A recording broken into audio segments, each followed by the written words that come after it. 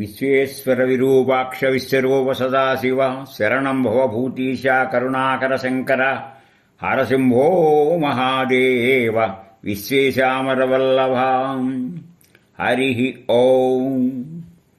మార్గశిరమాసం కృష్ణపక్షంలో వచ్చేటువంటి ఏకాదశికి సఫలా ఏకాదశి అని చెప్పారు. దీని గురించి కృష్ణ పరమాత్మ యుధిష్ఠిరుడితో ఏం చెప్పాడంటే, ఈ వ్రతాన్ని ఎవరైతే ముఖ్యంగా ద్రవ్యలోపం లేకుండా గొప్ప దక్షిణలు చేసే యజ్ఞం కంటే కూడా ఇది ఏకాదశి నాడు చేసే వ్రతం ఎక్కువ ఆనందం కలిగిస్తుంది. ఇది మార్గశిర కృష్ణపక్షానికి సఫల ఏకాదశి పేరు. విధిపూర్వకంగా భగవంతుడైన నారాయణ్ణి పూజించాలి. పాములలో ఆదిశేషువు, పక్షులలో గరుడు, దేవతల్లో విష్ణువు వలె వ్రతాల్లో కూడా ఏకాదశి వ్రతం చాలా శ్రేష్టమైంది. రాజా, యుధిష్ఠిరుడు అడుగుతున్నాడు పరమాత్మని, సఫలా ఏకాదశి నాడు మంత్రోచ్చారణ చేయుచు కొబ్బరి నీళ్లు, దబ్బ పండ్లు, దానిమ్మ, రాచవుసిరి, రేగు మొదలైనవి అర్పిస్తూ ఒక్కలు, లవంగాలు వంటి సుగంధ ద్రవ్యాలు కూడా సమర్పించాలి. ఈ ఏకాదశి రోజున ధూప దీపాలతో హరిని పూజించాలి. నైవేద్యాలకు విశేష రూపమైన విధి కలదు. రాత్రిలైతే విష్ణువుని ప్రీతికరంగా ప్రీతించేవాడిని వైష్ణవులు అంటారు. వారు జాగారాలు చేయాలి. జాగారం చేయు వారికి వేల కొలది సంవత్సరములు తపము చేసిన వారికి కూడా లభించినటువంటి ఫలాన్ని లభిస్తుంది అని చెప్పగా, అసలు రాజులలో శ్రేష్ఠుడైనటువంటి ఓ ధర్మరాజా, సఫలా ఏకాదశి అనే దానికి కూడా ఒక కథ ఉంది, చెప్తా విను. చంపావతి అనే పేరు గల ప్రసిద్ధమైన నగరం ఉంటుంది. అది మహిష్మతి అని పేరు గల రాజు యొక్క రాజధాని. మహిష్మతికి 5 కొడుకులున్నారు. వీళ్లల్లో పెద్ద కొడుకు ఎల్లప్పుడూ పాపకర్మలను ఆచరిస్తూ పరస్త్రీ సాంగత్యంతో వేశ్యా సాంగత్యం చేస్తుండేవాడు. ఎల్లప్పుడూ దురాచారాలు చేస్తూ వైష్ణవులను, దేవతలను నిందిస్తుండేవాడు. అయితే రాజు మాత్రం వారి యొక్క పాపకర్మాలను చూసి చేపే పని మొదలెట్టిన తప్పు చేయటమే అలవాటు పడ్డ వీడికి లుంబకుడని పేరు పెట్టారు. ఆ రాజు మిగిలిన అన్నదమ్ములు కలిసి వాడిని రాజ్యం నుంచి వెళ్ళగొట్టారు. ఈ లుంబకుడు ఏం చేశాడంటే, దట్టమైన వనంలోకి ప్రవేశించాడు. అక్కడ ఉంటూ ఇంకో నగరంలోకి వెళ్ళి ధనాన్ని దొంగిలించాడు. ఆ ధనం దొంగిలించినప్పుడు పట్టుబడ్డాడు.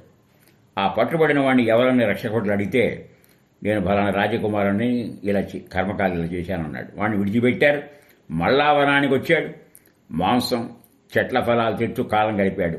అయితే ఒకసారి రావి చెట్టు కింద పడుకున్నాడు. ఆ రావి చెట్టు చాలా చాలా పురాతనమైనది.